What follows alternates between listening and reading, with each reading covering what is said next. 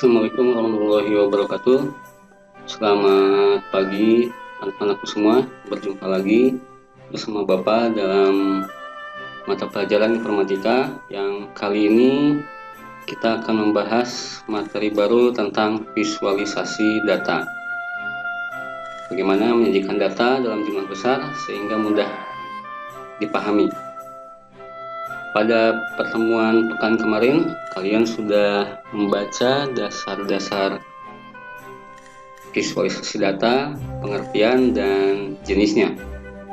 Sayangnya, ketika di classroom, Bapak mengajukan pertanyaan, apa itu visualisasi data? Banyak di antara kalian yang menjawabnya hanya dengan copy paste, sehingga beberapa anak menjawabnya sama persis. Tidak ada plagiat, tidak ada copy paste, karena plagiat itu sendiri bisa digolongkan ke dalam satu kejahatan, ya. Artinya orang yang melakukan plagiat atau copy paste itu telah mencuri ide atau pendapat orang lain. Kalau kalian memang terpaksa mengutip pendapat orang lain, tuliskan juga siapa orang yang memiliki pendapat tersebut. Bapak harap kalian tetap berusaha untuk mengerjakan dengan hasil pemikiran kalian sendiri, karena ada beberapa kelebihan jika kalian mengerjakan dengan hasil pemikiran sendiri. Diantaranya kalian melatih berpikir kritis, kemudian menguji daya nalar atau logika, berani dan terbiasa mengungkapkan pendapat sendiri walaupun kadang pendapatnya disanggah oleh orang lain atau tidak sempurna. Yang terakhir, kalian akan lebih menghargai proses daripada hasil. Kalau copy paste mungkin pendapatnya keren, ya, bagus, tapi prosesnya tidak ada karena hanya copy paste dan itu bukan hasil pemikiran kalian sendiri. Apa jadinya kalau kalian terbiasa dengan copy paste atau hanya mencatut pendapat dan pemikiran orang lain? Kalian tidak akan terbiasa berpikir kritis, ya. Kemudian logikanya tidak pernah dipakai. Padahal sebagai manusia itu salah satu anugerahnya yaitu memiliki logika, memiliki akal. Yang berikutnya, kalian hanya menjadi pengikut tanpa tahu pendapat orang lain itu benar atau salah. Karena itu tadi, kalian tidak terbiasa berpikir kritis, tidak pernah bertanya apakah pendapat orang itu, atau mungkin kalau di kelas ketika guru menjelaskan, nah, penjelasan guru itu benar atau salah. Kalian tidak terbiasa itu, tidak pernah menanyakan hal itu. Yang terakhir, kalian akan dicap sebagai plagiator, orang yang mencuri, ya, pencuri ide atau pemikiran orang lain. Lalu apa yang akan kalian pelajari pada bahasan visualisasi data ini? Yang pertama, kalian dapat membuat laporan data dalam bentuk visual, bisa chart, grafik, gambar, atau foto. Kemudian memahami bahwa data dapat dikoleksi secara kontinu dan otomatis melalui berbagai perangkat. Artinya data itu ketika kalian mengolahnya di Excel itu bisa diintegralkan atau dikonversi ke perangkat atau aplikasi lain. Yang ketiga, memproses data. Yang keempat, mengenal berbagai cara visualisasi data. Kemudian yang kelima, memvisualisasikan data dalam jumlah besar. Yang berikutnya, melakukan berbagai cara pengumpulan data, memahami aspek privasi dalam pengumpulan data, karena orang yang nanti dimintai keterangan oleh kalian sehingga data bisa kalian peroleh itu harus dijaga privasinya. Mengambil dan mempublikasikan data dengan memperhatikan aspek privasi. Yang terakhir, memahami data yang terkumpul dalam jumlah besar yang dapat ditransformasi, digeneralisasi, dan disederhanakan. Contoh, ini Misalnya ada tabel nilai TIK kelas 12 IPA 3 ini tahun kemarin, kalian bisa melihat nilai-nilainya berupa angka ya. Andre 78 pada nilai 1, kemudian 75 pada nilai 2, 75 lagi pada nilai 3, dan seterusnya. Arfanti 80, Aulia 87, Cantika 85, Denis Anugrah 75. Apa artinya? Kalau kalian bahkan sebagian besar orang melihat angka-angka seperti ini itu cenderung bingung, apa sih maksudnya, apa sih artinya? Hanya deretan angka-angka, apakah angka itu bagus, apakah angka itu jelek, apakah Andre bisa lulus, apakah Denis Anugrah di atas KKM, itu kadang kita bingung apa sih artinya. Coba bandingkan kalau data tersebut kita ubah dalam bentuk chart atau grafik.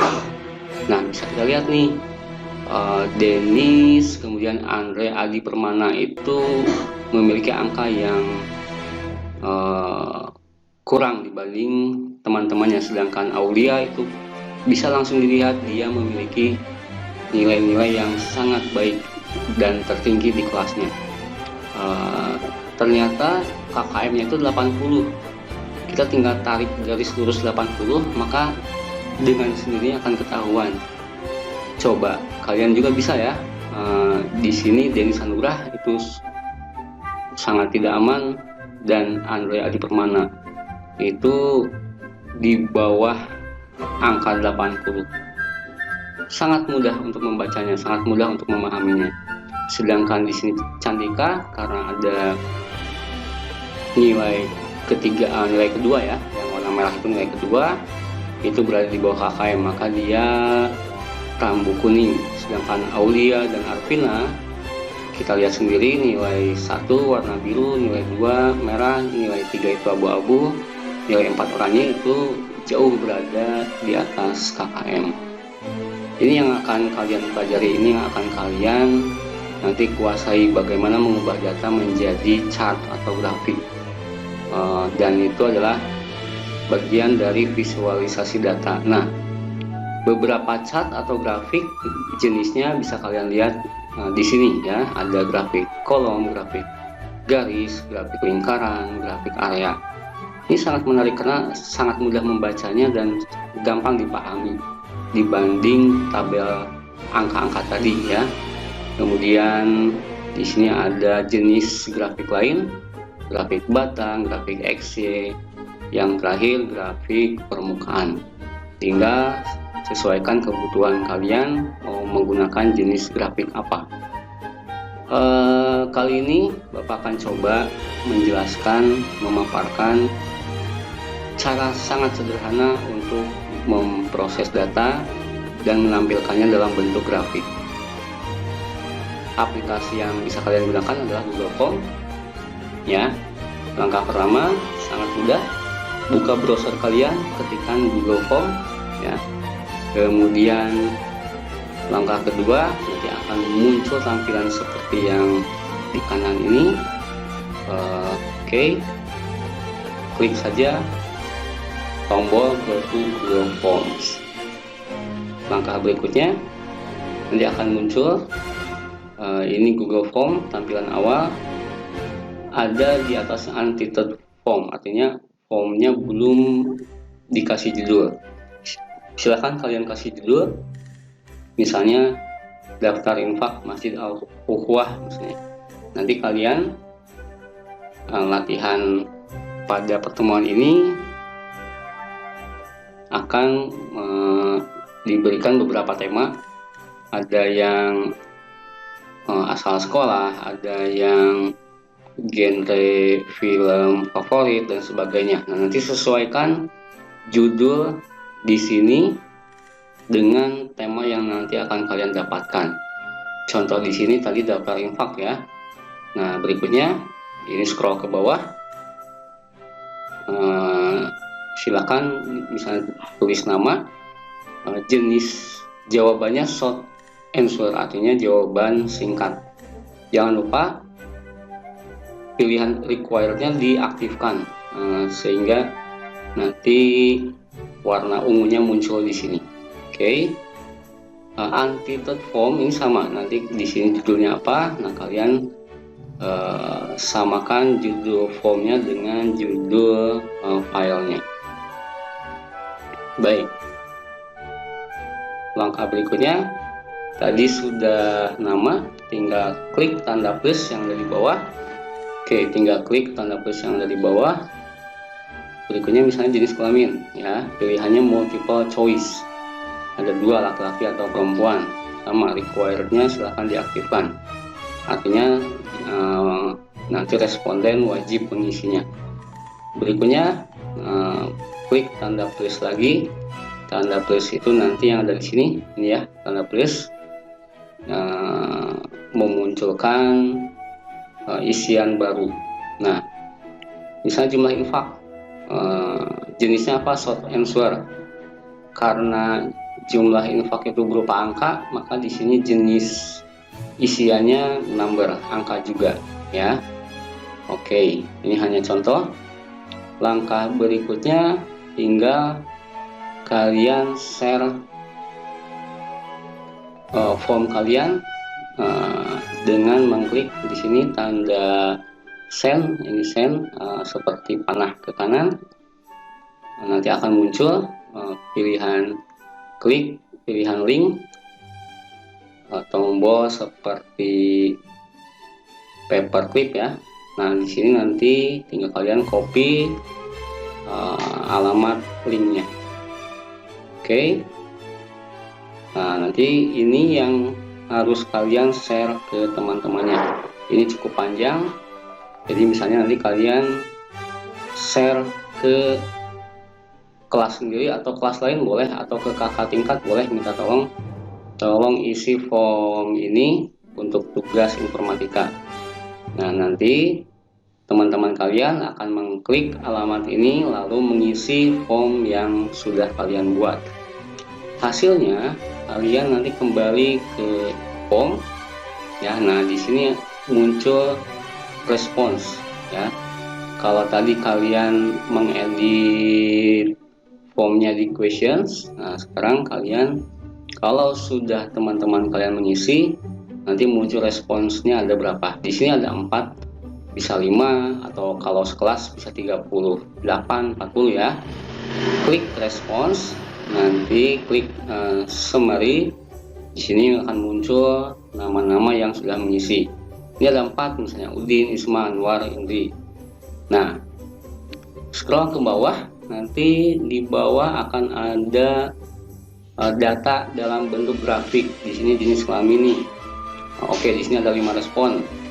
Laki-lakinya warna biru 60%, perempuannya warna merah 40%. Silahkan SS atau screenshot hasil data dalam bentuk grafik ini, kemudian kirim ke classroom di tugas ya. Kalau sudah dikirim, jangan lupa tandai sebagai selesai atau mark as done. Itu saja. Jadi nanti kalian screenshot semua data dalam bentuk grafik. Kalau ada 2, berarti SS-nya ada 2. Kalau ada 3, ada 3. Nah, ketiga-tiganya itu kalian kirim di classroom tentu saja. Nah, ini grafik dalam bentuk bain. Kalau tadi pie ya, jenis kelamin. Nah, sekarang grafik batang. Di sini jumlah infaknya ada yang 500.000 satu orang, kemudian yang 2 juta 2 orang. Nah, ini jadi sangat mudah untuk membacanya. Terakhir, setelah kalian screenshot jenis-jenis grafik yang muncul, download responsnya dalam bentuk format CSV ya. Kalian simpan, ini akan kita gunakan lagi pada pertemuan berikutnya. Ada beberapa tipe jenis isian. Yang pertama tadi multiple choice ya. Jenis kelamin ada 2, laki-laki perempuan, berarti itu multiple choice. Misalnya lagi impian setelah lulus SMA, kuliah, wirausaha, berdagang dan sebagainya, berarti itu multiple choice ya. Ada check box. Kalau checkbox itu untuk pilihannya lebih dari satu.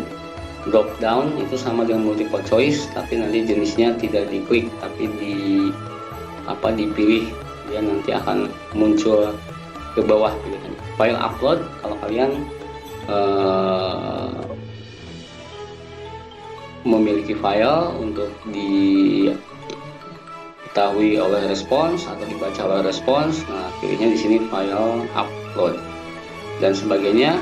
Date boleh digunakan, misalnya tanggal mengisi, kemudian time waktu mengisi dan sebagainya. Nanti kalian boleh coba sendiri, silahkan kreatif kalian sendiri. Oke, yang terakhir latihan. Langkah pertama seperti tadi ya, buka Google Form, kemudian buat nama dokumen sesuai tema, buat pengisian sebagai berikut: nama file sesuai tema, nama, jenis, kelamin, boleh kelas di sini tambahkan.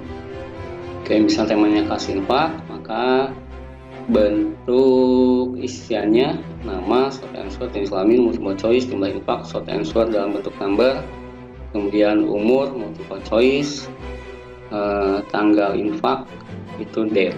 Oke. Temanya ada 8. Yang pertama media sosial paling sering digunakan, yang kedua tempat tinggal, yang ketiga pekerjaan orang tua, yang keempat impian setelah lulus SMA, yang kelima genre film favorit, keenam ekskul yang diikuti, yang ketujuh asal SMP, dan terakhir game favorit. Kalian mendapatkan tema yang mana? Silahkan lihat di Classroom, nanti akan Bapak kirim nama-namanya dan tema yang kalian dapatkan. Bukan tugas kelompok tapi individu, hanya nanti temanya yang berbeda-beda. Itu saja. Kalau ada pertanyaan silahkan japri ke nomor WA ketika jam KBM tentu saja. Terima kasih banyak. Wassalamualaikum warahmatullahi wabarakatuh.